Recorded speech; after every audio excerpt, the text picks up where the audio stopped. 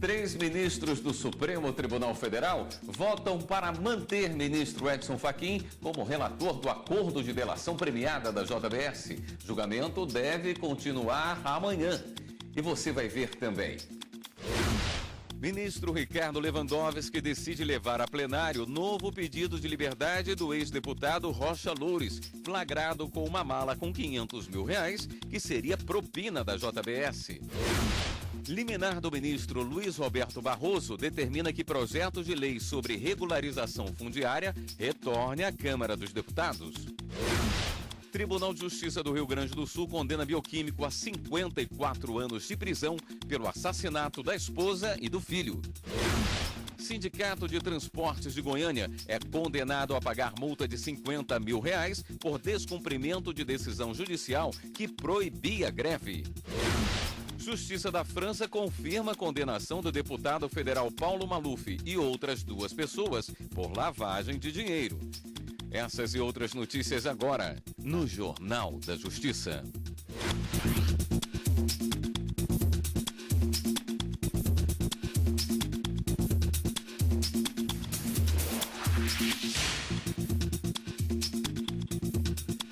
Boa noite. Pedidos de liberdade do ex-deputado Rocha Loures será julgado pelo plenário do Supremo Tribunal Federal. Repórter Ana Paula Ergang com os detalhes. Ana Paula, boa noite. Boa noite, William. Boa noite a todos. Rocha Loures está preso desde o dia 3 de junho por decisão do ministro Edson Fachin. Há 2 semanas, o ministro Ricardo Lewandowski negou o pedido de liberdade, alegando que não cabe habeas corpus contra a decisão de outro ministro da Corte. Agora, o ministro Lewandowski decidiu encaminhar ao plenário o novo pedido de liberdade de Rocha Loures, mas o julgamento ainda não tem data marcada. Rocha Loures foi flagrado recebendo uma mala com R$500 mil. De acordo com os delatores da JBS, o dinheiro é a primeira parcela de uma propina que seria paga durante 20 anos. William. Obrigado, Ana Paula. O ministro Luiz Roberto Barroso, do Supremo Tribunal Federal, determinou que o projeto de lei sobre regularização fundiária urbana e rural, enviado à sanção presidencial, retorne à Câmara dos Deputados para a votação de emendas feitas no Senado Federal.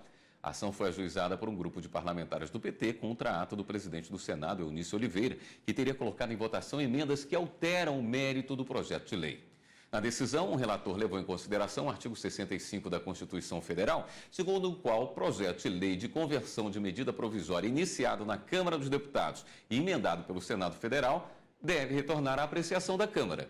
O ministro ressalvou que o STF somente deve intervir no processo legislativo para assegurar o cumprimento da Constituição, garantir os direitos fundamentais e resguardar pressupostos de funcionamento da democracia e instituições republicanas. No Rio Grande do Sul, um bioquímico foi condenado a 54 anos de prisão pela morte da esposa e do filho. O réu não quis acompanhar a sessão e foi levado de volta à cadeia pública, onde cumpre pena em uma cela especial.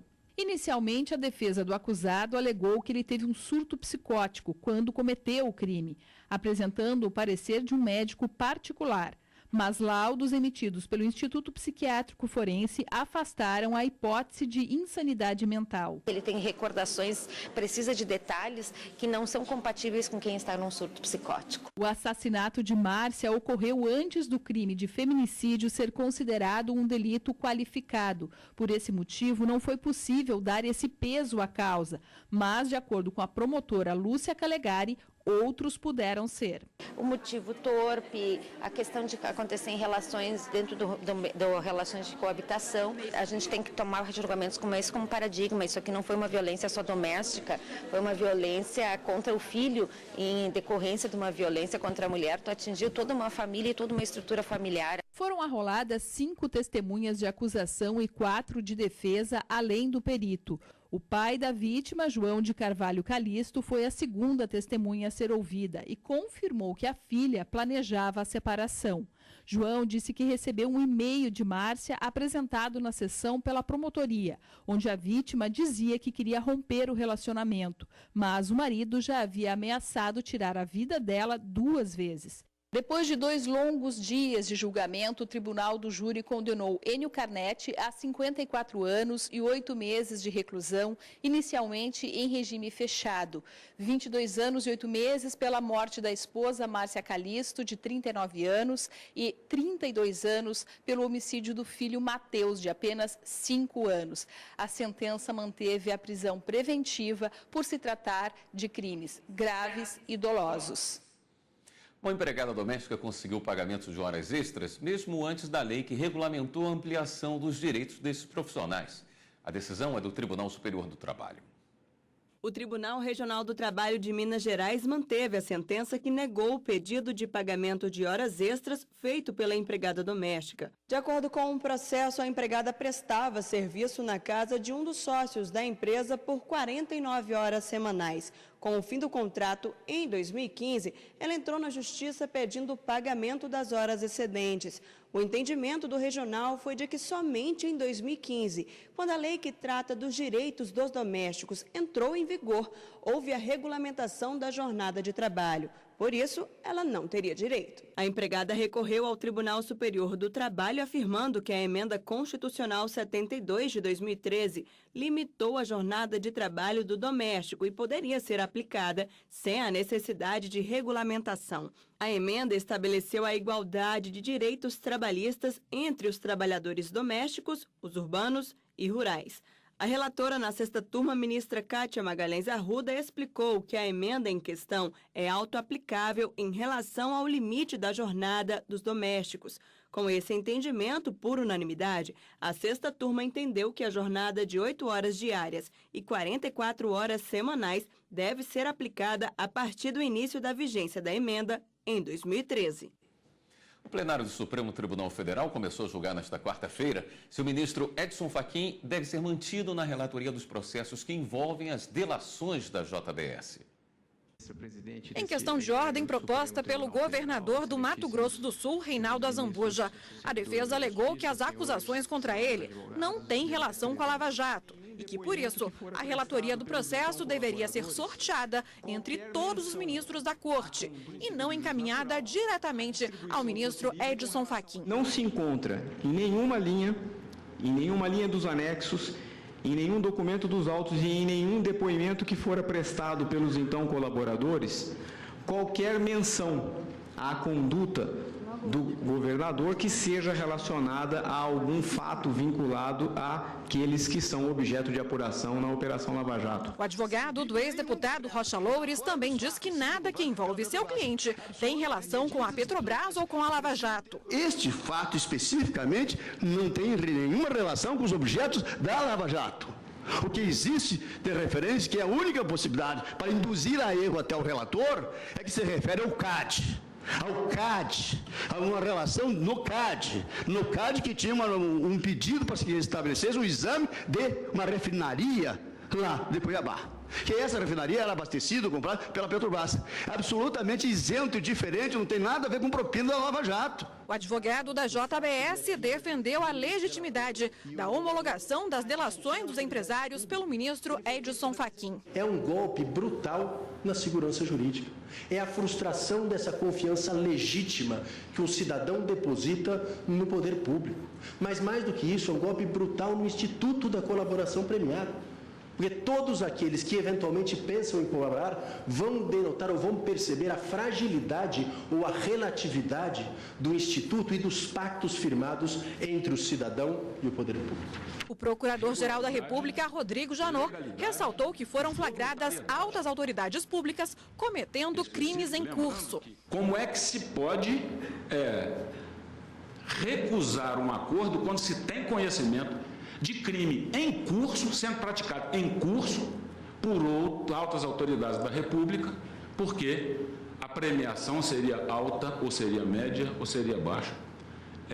Teria condição o Ministério Público de dizer não quero, não vou apurar, porque sem a colaboração não há indicação do fato e não há indicação de prova, e vou permitir que essas autoridades continuem a cometer o crime, porque a premiação não deve ser essa ou aquela. Em conjunto com a questão de ordem, os ministros analisam os limites da atuação do relator nos acordos de colaboração premiada.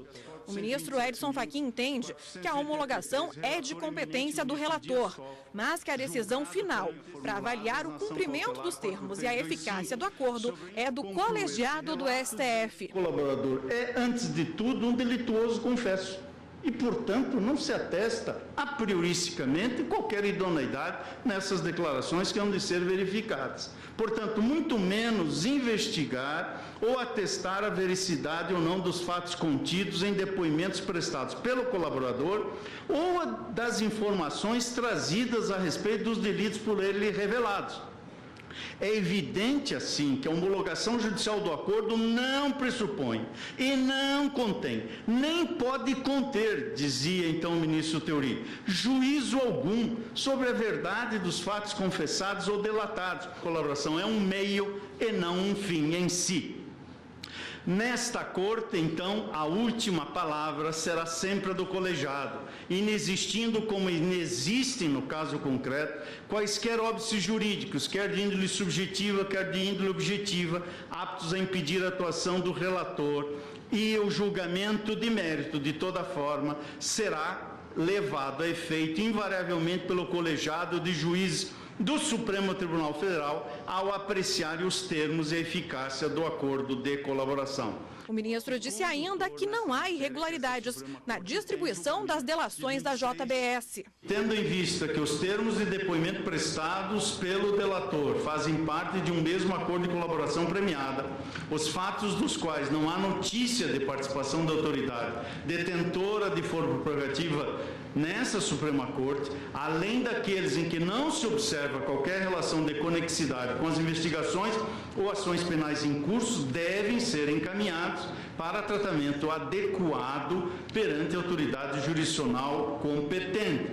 Tal providência pode ser levada a efeito pelo relator designado, seja por distribuição por prevenção, para homologação do acordo como um todo, até então indecomponível, após a aferição de sua regularidade, legalidade e voluntariedade, e não comporta definição de competência, qual pode ser objeto de reavaliação na instância adequada. Até o momento, apenas o ministro Alexandre de Moraes votou.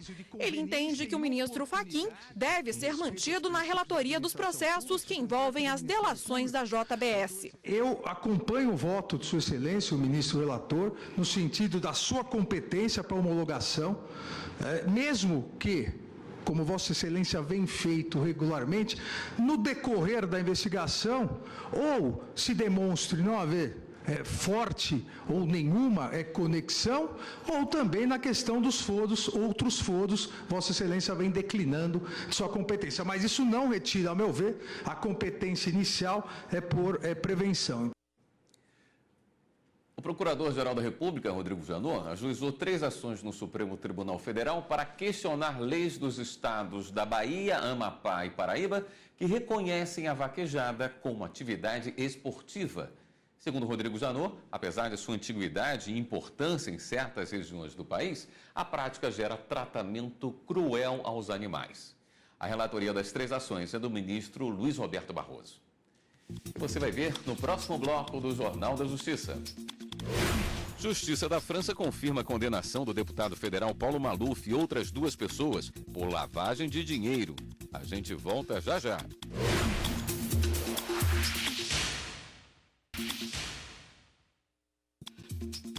A Justiça da França condenou o deputado federal Paulo Maluf a 3 anos de prisão por lavagem de dinheiro. A decisão atinge a mulher e o filho do parlamentar e teve como base provas colhidas pelo Ministério Público brasileiro. A decisão da Justiça francesa foi possível a partir de provas fornecidas pelo Ministério Público Federal e pelo Ministério Público do Estado de São Paulo, após investigações contra o parlamentar aqui no Brasil. De acordo com a sentença, o deputado federal Paulo Maluf foi condenado a 3 anos de prisão por lavagem de dinheiro. O filho, Flávio Maluf, recebeu a mesma pena E a esposa do parlamentar, Silvia Maluf, terá que cumprir 2 anos de reclusão. Os 3 deverão pagar multas que ultrapassam 500 mil euros. Foi estabelecido o confisco de 1,9 milhão de euros em 2 contas da família e bloqueio de bens. Ano passado, a justiça francesa já havia condenado o parlamentar, mas agora a Corte de Apelações de Paris, equivalente ao nosso Superior Tribunal de Justiça, reafirmou a sentença após considerar que houve desvio de dinheiro público durante o período em que Maluf foi prefeito de São Paulo. De acordo com o processo, os acusados enviavam valores a paraísos fiscais no exterior. A defesa ainda pode recorrer da decisão. Também, por crime de lavagem de dinheiro, tramita contra Paulo Maluf no Supremo Tribunal Federal a ação penal 477. O crime contra o sistema financeiro deve ser analisado no STF no próximo dia 23. O Superior Tribunal de Justiça decidiu que processos da Lava Jato que não estiverem relacionados com Petrobras terão distribuição livre no STJ. A questão foi discutida em questão de ordem apresentada pelo relator da Lava Jato no STJ, o ministro Luiz Felipe Salomão.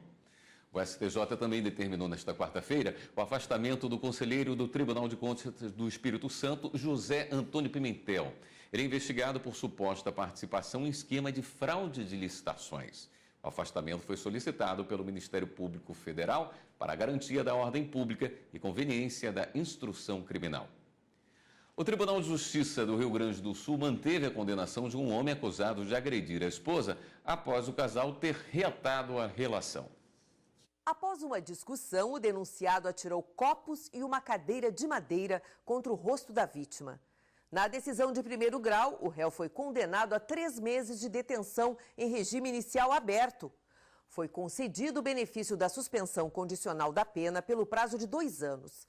A defesa recorreu e pediu a absolvição do acusado, alegando que a prova dos autos é frágil e sustentou que o casal havia retomado o relacionamento.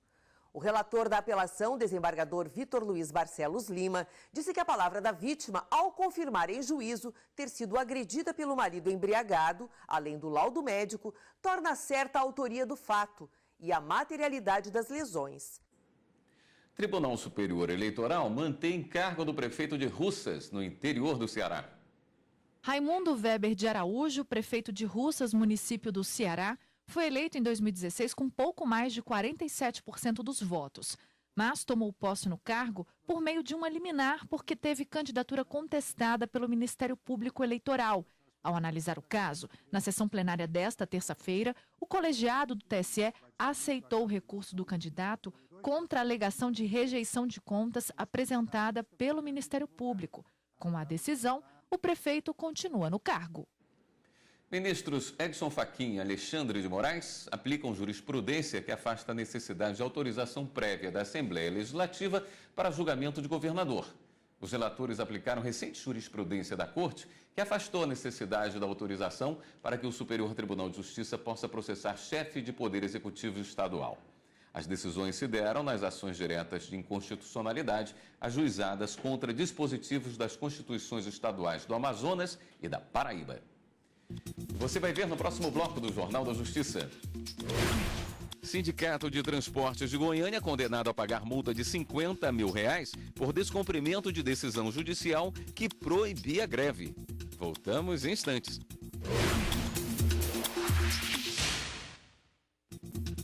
Um livro sobre prisão e medidas cautelares está sendo lançado na Biblioteca do Supremo Tribunal Federal. O livro Prisão e Medidas Cautelares Diversas foi escrito por Rodrigo Capês, juiz auxiliar do ministro do STF, Dias Toffoli, que escreveu o pós-fácil. E foi o assunto da tese de mestrado de Capês na Universidade de São Paulo. A obra aborda temas como prisão preventiva, condução coercitiva e execução provisória de pena e propõe um método para o juiz chegar até a medida cautelar adequada. Antes de impor uma prisão, o juiz tem que verificar se existem outras medidas menos gravosas que possam debelar uma situação de perigo para a ordem pública, para a instrução criminal ou para a futura aplicação da lei penal. Então, a finalidade da medida cautelar é resguardar uma situação de perigo. E o que o juiz deve fazer? Identificar bem esta situação de perigo, para poder aplicar bem a medida cautelar mais apropriada para debelar essa situação de perigo.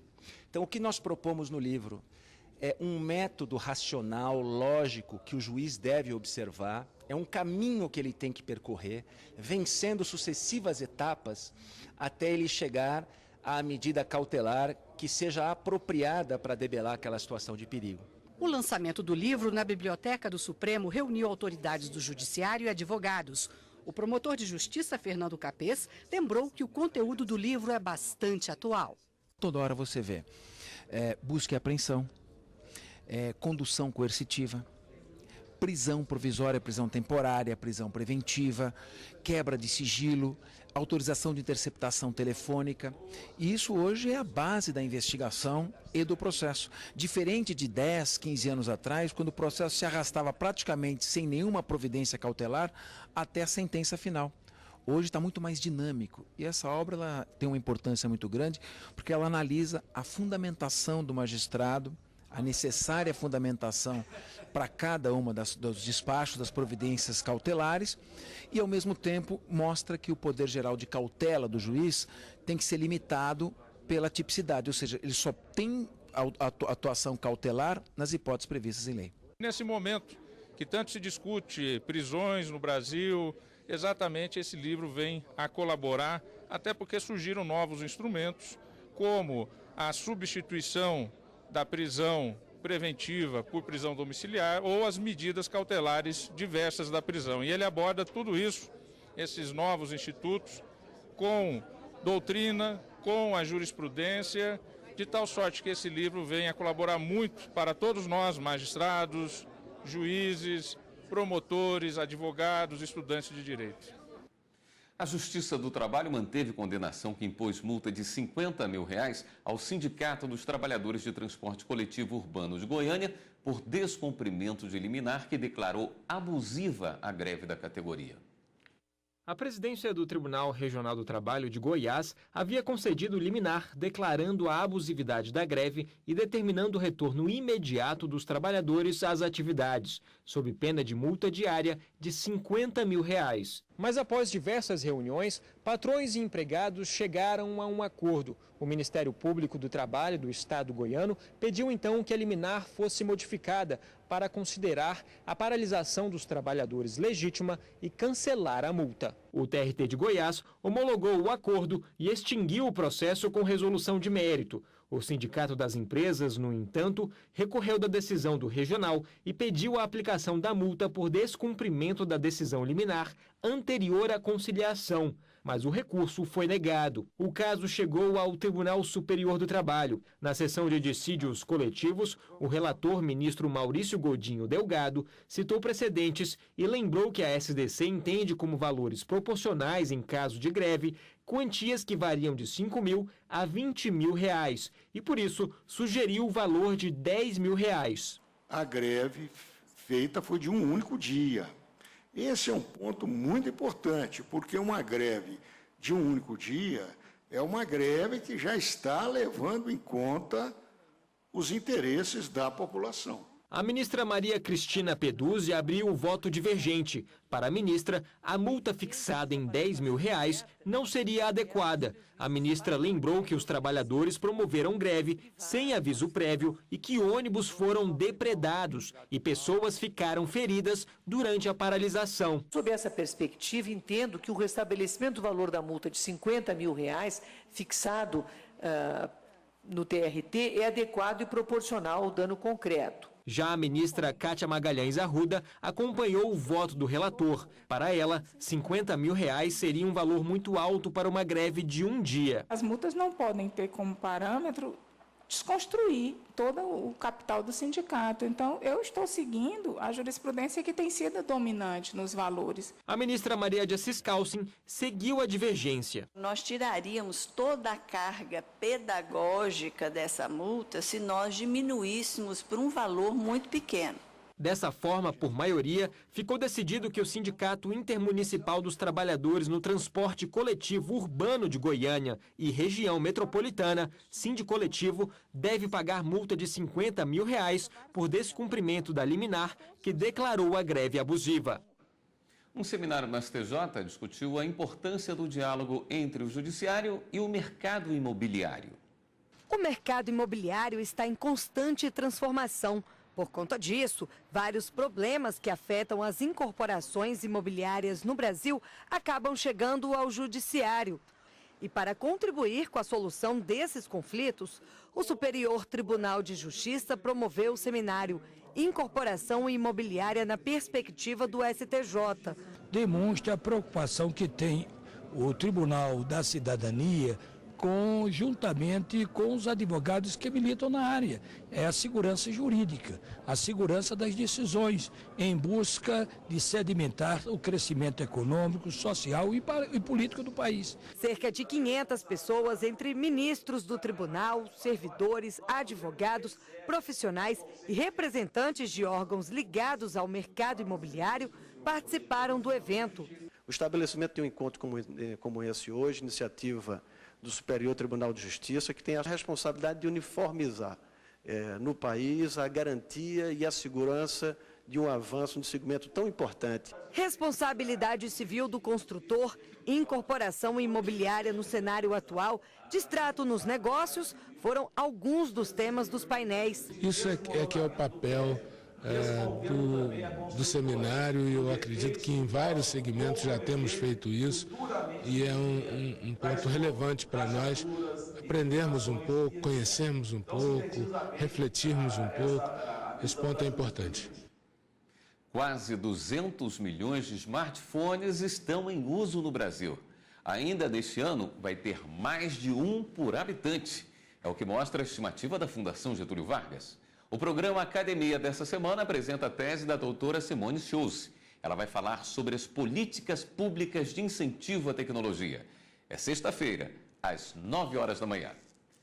O Jornal da Justiça fica por aqui. Outras notícias do Judiciário você acompanha amanhã, 13h, no Jornal da Justiça, primeira edição.